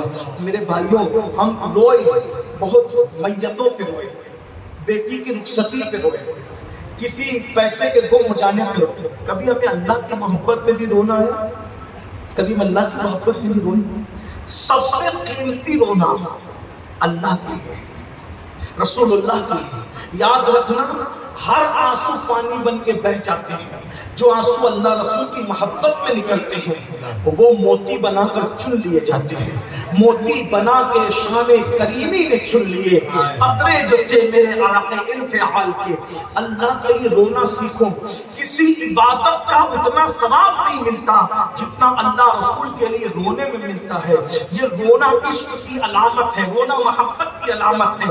آج لوگ کہتے ہیں مولانا ہم لوگ پہلے بہت مالدار تھے, بادشاہ تھے, یہ تھے وہ تھے. میں کہوں آپ کو کل تک ہم راتوں کو اللہ کی محبت پہ روتے تھے, رسول اللہ کی محبت پہ روتے تھے. اب ہمیں رونا ہی نہیں آتا. اب ہم سیریل دیکھ کے روتے ہیں, فلمیں دیکھ کے روتے ہیں, ایموشنل سین دیکھ کر کے روتے ہیں, جذباتی مناظر دیکھ کے روتے ہیں, اللہ اکبر گانے سن کے روتے ہیں, غزلیں سن کے روتے ہیں.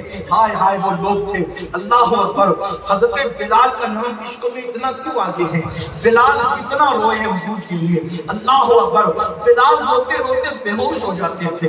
حضرت بلال کے عشق کا حال یہ تھا, حضور کی محبت پہ رونے کا حال یہ تھا کہ بلال حبشی مدینہ منورہ میں مثال رسول کے بعد کسی کا ہاتھ پکڑ کے کہتے ہیں حضور کہاں ہے, مجھے بتاؤ حضور کہاں ہے. تو لوگ کہتے ہیں بلال حضور کو پردہ فرما گئے. تو بہت روتے, دل پکڑ کے رہ جاتے. اللہ اکبر. کبھی بلال جنگلوں میں نکل جاتے, حضور کہاں ہے. ایک دن بلال حبشی نے فیصلہ کیا کہ حضور علیہ الصلوۃ والتسلیم جو ہے کہیں نظر ہی نہیں آتے. مدینے کی گلی گھومتے رہو, ڈھونڈتے رہو, ڈھونڈتے رہو. حالانکہ ان کو پتا تھا کہ حضور کا وصال ہو گیا, مگر روتے بہت تھے. بات یاد رکھنا, رونے والا حضور کا قرب پاتا ہے, حضور کا دیدار پاتا ہے. میری قوم اللہ رسول کے لیے رونا سیکھیں. آج ہمارے دل سخت ہو گئے. دل سخت کیوں ہے کہ ہمارے پیٹ میں حرام حکم آ گیا. ہمارے دل سخت ہو گئے کیونکہ ہم لوگوں کے حصے دبانے لگے, لوگوں پہ ظلم کرنے لگے. دل سخت ہو گئے, بے مروت ہو گئے, رونا نہیں آتا. ایک بزرگ سے کسی نے پوچھا مجھے رونا نہیں آتا, تو فرمایا رونے کی کوشش کر, رونے کی کوشش کر. کہا کہ کوشش کرنے میں بھی رونا نہیں آتا تو کافر اپنے حال پہ رویا کر. اپنے حال پہ رو کہ اللہ نے تیرا دل سخت کر دیا, تیرے دل میں تانا لگا دیا. رونے والے اللہ کو بہت پسند ہے.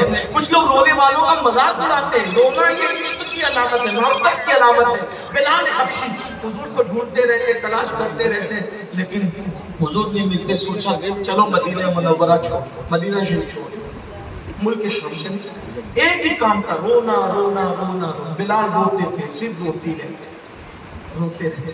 کچھ لوگ کہتے ہیں مدینہ شریف جانا کوئی وظیفہ بتائیں. میں نے کہا آسان وظیفہ, صرف دل سے رونا سیکھ. سال بھر میں بلاوا نہ آئے تو پھر دیکھنا دو میں سے کوئی ایک چیز ضرور ہوگی. بہت گارنٹی کے ساتھ تو نہیں کہہ سکتا کیونکہ مجھے کوئی اختیار نہیں, لیکن بزرگوں سے جو سنا ہے وہ پہنچاتا. اگر حضور سے ملنا ہے, رونا سیکھو, ان کی یاد سیکھو. دو میں سے کوئی ایک چیز ضرور ہوگی, یا تو وہ بلا لیں گے یا تو وہ آ جائیں گے. رونا سیکھو. اور اگر کوئی بلال کی طرح روئے نا تو آتے بھی ہیں اور بلاتے بھی ہیں. کچھ لوگ کہتے ہیں وہ فلاں بار بار جاتا ہے, اس کا بزنس کیا ہے. میں نے کہا بزنس والے نہیں جاتے, بزنس والے نہیں جاتے. جن پہ کرم ہوتا ہے نا بلائے جاتے وہی جاتے ہیں. جسے چاہا در پہ بلا لیا, جسے چاہا اپنا بنا لیا.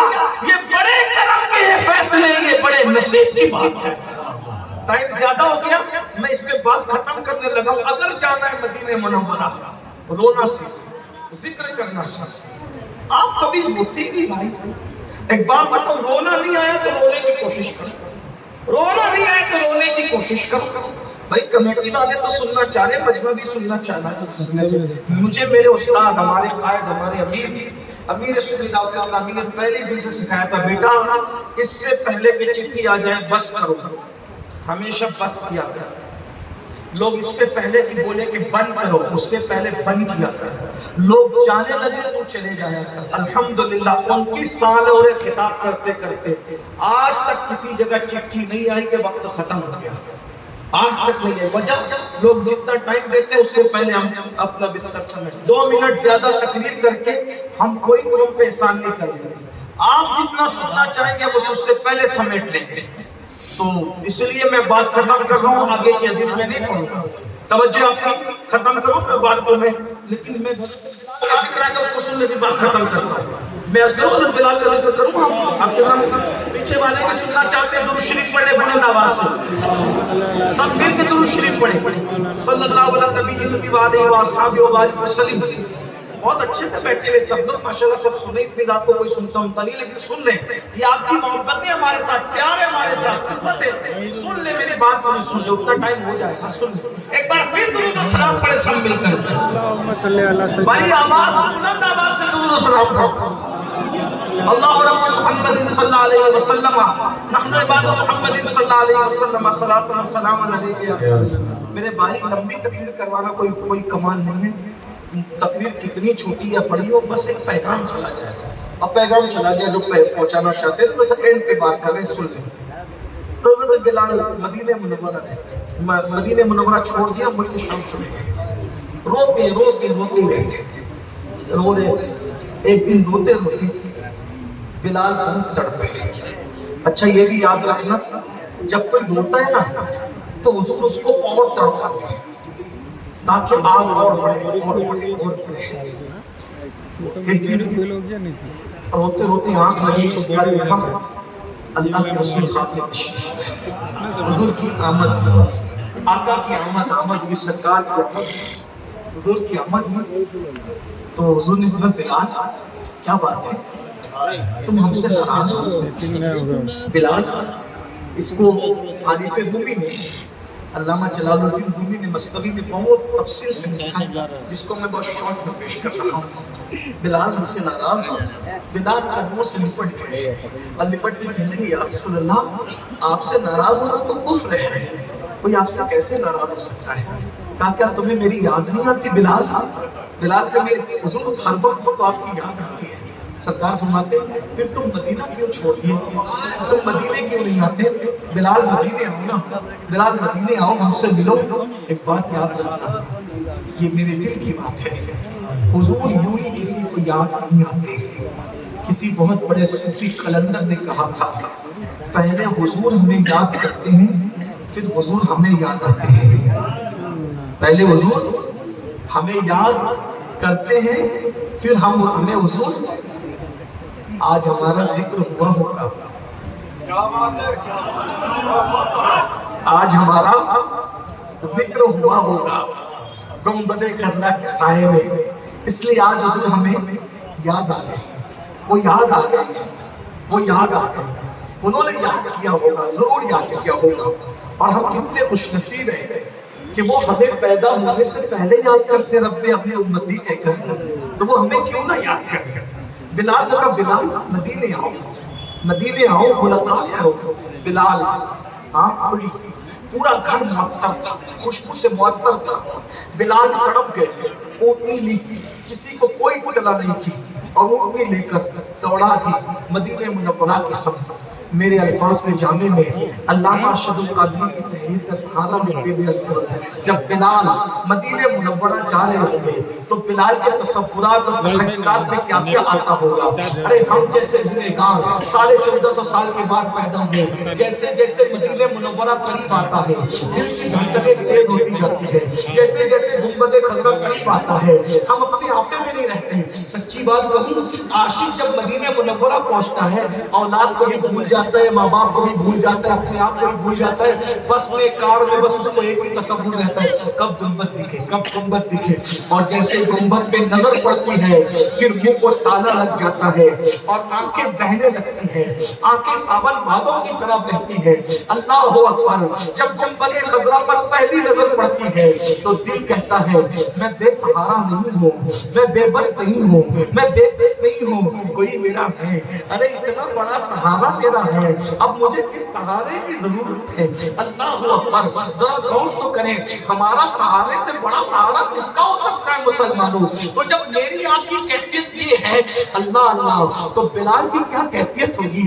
بلال کے ساتھ کیا محبتیں تھیں، بلال کے ساتھ کیا پیار تھا۔ یہ بھی جملہ دل پہ لکھ لو، ہم کروڑوں امتی مل کر ایک آقا سے جتنا پیار نہیں کرتے، ایک آقا ہم سب سے زیادہ ہم سے پیار کرتے ہیں۔ کروڑوں امتی مل کر جتنا پیار نہیں کر پاتے، اس سے زیادہ تنہا آقا ہم سب سے پیار کرتے ہیں۔ وہ ہمارے قدموں کی آہٹیں بھی بھی جانتے ہیں، وہ ہمارے چہروں کے خط و خال بھی جانتے ہیں، وہ ہمارا نام بھی جانتے ہیں، ہمارے باپ کا نام بھی جانتے ہیں، ہمارا علاقہ بھی جانتے ہیں، خطہ بھی جانتے ہیں، قبیلہ بھی جانتے ہیں، حسب نسب بھی جانتے ہیں۔ ہمارے پیر میں کانٹا چبھتا ہے، ہمیں بعد میں درد ہوتا ہے، پہلے یہ درد گنبد خضرا کے مکین کو ہوتا ہے، کیونکہ قرآن کہتا ہے لقد جاءکم رسول من انفسکم عزیز علیہ ما عنتم حریص علیکم بالمؤمنین رؤوف رحیم۔ اسی لیے تو کہا گیا کسی مومن کو مت تڑپانا، کیونکہ مومن بعد میں تڑپتا ہے، گنبد خضرا کا مکین پہلے بے چین ہو جاتا ہے۔ اسی لیے میرے امام اعلیٰ حضرت کہا کرتے تھے کہ سنی کو بے وقوف بھی مت کہا کرو، تو سنی کو بے وقوف کہو گے اس کا دل دکھے گا، اس سے پہلے مدینے کے تاجدار کا دل دکھے گا، اس لیے کسی کو بے وقوف کہہ کے اس کا دل مت دکھاؤ۔ حضور ہم سے قریب ہے، جان سے زیادہ قریب ہے، لیکن بلال تو پھر بلال تھے۔ بلال جب قریب آتے ہوں گے مدینے منورہ کے تو بلال کو تو بڑی شفقتیں تھی، بلال کو کبھی اپنے ہاتھوں سے لقمہ بھی کھلایا، بلال کے سر پہ کبھی ہاتھ بھی پھیرا۔ بلال حضور کی ظاہری حیات میں بکریاں حضور کی کبھی دھوتے ہیں، کبھی اونٹوں کو سہلاتے ہیں، کبھی بلال اللہ اکبر پیدل جا رہے ہوتے اپنی غربت کی وجہ سے، تو رسول اللہ بلال کو پیدل دیکھتے ہیں، کہتے ہیں بلال تو پیدل ہے، چل آ میری سواری پہ بیٹھ جا۔ تو رسول اللہ بلال کو اپنی سواری پہ بٹھاتے تھے، کتنی شفقت کرتے تھے غلام پر۔ بلال کہتے جب حضور مجھے اپنی سواری پہ بٹھاتے تھے نا تو میں اپنا سینہ حضور کی پیٹھ سے لگا دیتا تھا، ابھی تک مجھے وہ ٹھنڈک محسوس ہوتی ہے۔ بلال کو کتنی باتیں یاد آتی ہوگی، کتنا یاد آتا ہوگا۔ بہرحال اسی عشق و مستی کے ماحول میں بلال حبشی مدینے کی فضاؤں میں پہنچ گئے، اور جب پہنچے مسجد نبوی کے سامنے اونٹنی بٹھائی، جو نظر آیا حضور کا، کدھر ہے حضور، کہاں ہے حضور؟ سینے سے لگ کر کے کہا بلال ہمارے زخموں کو پھر تم تازہ کرتے ہو، بھرے ہوئے زخموں کو پھر ہٹا کرتے ہو۔ بلال تمہیں پتہ نہیں حضور پردہ فرما گیا، پھر آگے بڑھے، کہاں ہے حضور؟ بلال حضور پردہ فرما گئے نا، پھر آگے بڑھے، کہاں ہے حضور؟ بلال حضور پردہ کسی عاشق نے کہا جیسی بولی ویسا جواب، بلال وہ ہے حضور، دیکھتے بلال وہ ہے حضور، مزار رسول کی طرف بلال کو دکھا وہ حضور ہے، آرام کرنا۔ بلال حضور کے مزار انور سے لپٹ گئے ہوں گے، لپٹ کے کہتے ہوں گے یا رسول اللہ بلایا تھا پھر پردہ کر لیا، بلایا تھا پھر حجاب کر لیا، بلایا تھا پھر پردے ڈال لیے۔ حضور پردہ اٹھائے تھا، اگر 14 صدی کی زبان میں کہا جائے تو یوں کہا جا سکتا ہے اٹھا دو پردہ، دکھا دو چہرہ کہ نور باری حجاب میں ہے، زمانہ تاریخ ہو رہا ہے کہ محرم سے نقاب ہے۔ بلال نے یہ نہیں کہا، میں کہہ رہا ہوں، کیوں؟ کیونکہ بلال بریلوی نہیں تھے، احمد رضا بلالی تھے۔ احمد رضا بلالی، بلال کو بریلوی کہنے کی بجائے مجھے امام احمد رضا کو بلالی کہنا چاہیے، اس سے قد امام احمد رضا بہت بلند ہو جائے گا۔ اس لیے کہ امام احمد رضا نے بلال سے عشق سیکھا ہے، امام نے بلال سے عشق سیکھا ہے۔ میرے امام اہل سنت نے اپنے دور میں کہا تھا نا اٹھا دو پردہ، دکھا دو کہ نور باری حجاب میں، زمانہ تاریخ ہو رہا کہ محرم سے نقاب آئے۔ حضور علیہ الصلوۃ والتسلیم کی بارگاہ میں جو بھی عرض کیا ہو ایسے میں کوہرام مچ گیا۔ مدینہ منورہ میں اہل مدینہ کہتے ہیں عاشق رسول بلال آ گئے، بلال آ گئے، بلال آ گئے، بلال آ گئے، بلال آ گئے۔ سب لوگ اپنے اپنے کام دام چھوڑ کے مسجد نبوی، حتیٰ یہاں تک کہا گیا پردہ نشی خواتین ننھے بچوں کو لے کر مسجد نبوی میں، بچے اپنی ماں سے کہتے امی مؤذن رسول تو آ گیا، کیا آج امام الانبیاء بھی آئیں گے امامت کرانے کے لیے؟ حضور بھی آئیں گے؟ چیخیں گے لوگ۔ بلال کو دیکھ کر مدینہ منورہ کا پچھلا دور یاد آیا، کیا بہاریں تھی، ٹوٹ گئی ساری بہاریں ٹوٹ گئی، اس لیے کہ آمنہ کے لال کا دیدار جو صحابہ کیا کہتے تھے وہ ختم ہو۔ اللہ اکبر، اللہ اکبر۔ ایسے میں اذان کا وقت خلیفہ وقت امیر المومنین نے کہا بلال اذان بلال اذان پڑھو. بلال نے کہا امیر المومنین مہنگی قیمت پر مجھے جو خریدا گیا تھا کیا آج اس کی قیمت مانگی جا رہی ہے؟ نہیں بلال، تمہیں تو خریدنے والے نے اللہ کے لیے خریدا تھا، آج تم سے قیمت کون طلب کر سکتا ہے؟ بس جو اذان حضور کو پسند تھی نا وہ اذان سننا چاہتے. بلال نے کہا نہیں میں اذان نہیں دے سکوں گا. کیوں؟ کیونکہ اذان دیتے وقت جب میں میرے آقا کا نام لیتا تھا تو اس وقت میں حضور کا چہرہ دیکھتا تھا، اب وہ چہرہ نہیں دکھے گا میں اذان نہیں دے سکتا. یہ رونا تھا بلال، یہ صحابہ کا عشق تھا، یہ ان کے آنسو تھے جو آج ہماری آنکھوں میں نہیں ہے. رونا سیکھو حضور کے قریب ہو جاؤ گے، رونا سیکھو حضور کا قرب پالو گے. کیا ہوا جب سب کہہ چکے بلال نے کہا میں اذان نہیں پڑھ سکتا کیونکہ وہ چہرہ میرے سامنے نہیں ہوگا، میں اذان نہیں دوں گا. عشق نے کہا اذان نہیں دوں گا. کسی نے کہا رکو، بلال کی کمزوری ہمیں پتہ ہے، یہ سب کی بات کاٹ دیں گے لیکن کن کی نہیں کاٹیں گے ہمیں پتہ ہے. جاؤ حجرہ سیدہ پہ جاؤ، در زہرا پہ جاؤ، در بطول پہ جاؤ اور شہزادوں کو لے آؤ. جب شہزادے کہیں گے نا حسنین کریمین تو اس وقت بلال ضرور اذان پڑھیں گے. شہزادے آئے، دونوں طرف سے ہاتھ پکڑا، چچا جان او چچا بلال، جو اذان نانا کو سناتے تھے وہ ہمیں بھی سناؤ. دونوں کا رخ دیکھا، ایک سینے تک حضور کے مشابہ تھے، دوسرے سینے سے پیر تک تصویر مصطفیٰ نظر آ گئی. گال چومی، پیشانی چومی، سینے سے لگایا. شہزادوں میں نے اذان دینا تو بند کر دیا کیونکہ مجھے زیادہ نظر نہیں آتا، لیکن میں نے انہیں کانوں سے سنا ہے کہ حسنین کا دل نہ دکھانا ورنہ میرا دل دکھے گا. میں نے سب کو منع کیا لیکن آپ کو منع نہیں کر سکتا. میرے نبی کی جان ہو، میرے نبی کا کلیجہ ہو، میرے نبی کی آن ہو. ہم اذان دیتے ہیں لیکن دے نہیں پائیں گے. بلال نے اذان شروع کی. مدینہ منورہ میں کوہرام مچ گئے. کوہرام کیا تھا؟ کوئی ایسا نہیں تھا جو نہ روتا ہو. یہاں تک راوی بیان کرتے ہیں کہ رسول اللہ کے وصال کے دن جو کوہرام تھا وہی کوہرام بلال کی اذان کے دن تھا. یہ ان کا دلی تعلق تھا اللہ کے رسول سے، یہ دلی رشتہ تھا اللہ کے رسول سے. اللہ اکبر. جب بلال نے اشہد ان لا الہ الا اللہ کہا تو کوہرام مچا. چھت پر لوگ کھڑے رہ کے سننے لگے. ننھے ننھے بچے ماں کا دامن پکڑ کے کہتے ماں اذان ہو رہی ہے حضور آئیں گے.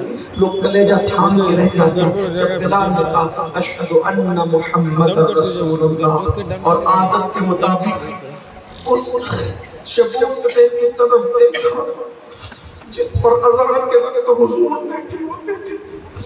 جب بلال نے اس طرف رخ کیا تو بلال نے دیکھا وہ جگہ خالی تھی. اشہد ان محمد رسول اللہ کہتے ہی جب اس جگہ کو خالی دیکھا بلال برداشت نہ کر سکے. سراپا غم میں ڈوب کر چیخ ماری زمین پہ گر پڑے، بے ہوش ہو گئے. آج بلال کی اذان پوری نہ ہو سکی. کوہرام تھا، جیسے ہوش میں آئے کسی سے کوئی بات نہیں کی، اپنی اونٹنی پہ بیٹھے واپس ملک شام چلے گئے. پھر کبھی لوٹ کر نہیں آئے اور غم رسول میں بلال نے اپنی جان آفری کے حوالے کر دی. یہ ہے اللہ رسول کی محبت میں رونے کا انعام. کسی کو بلال بنایا جاتا ہے، کسی کو اویس بنایا جاتا ہے. آقا فرماتے ہیں جو اللہ کا ذکر کرتے وقت تنہائی میں رو دے اللہ قیامت کے دن اس کو عرش کا سایہ عطا فرمائے گا. میں نے جان بوجھ کر آج ذکر بلال اس لیے چھیڑ دیا کہ گھر جا کے رو سکو نہ رو سکو. یہ گناہ آلود آنکھوں سے آنسو چند قطرے اگر پیش کر دیے جائیں تو ہو سکتا ہے شاید آج ہم عرش کے سائے کے حقدار ہو جائیں، ان کے کرم کے سائے کے حقدار ہو جائیں. اللہ محفل قبول کرے ہماری آنکھوں کے یہ گنہگار پاپی آنکھوں کے آنسو بارگاہ رسالت میں قبول فرمائے، نجات کا ذریعہ بنائے. گفتگو کے درمیان کوئی غلطی ہو تو معاف کرے. استغفر اللہ ربی ان ربی لغفور رحیم وما علینا الا البلاغ. السلام علیکم ورحمۃ اللہ.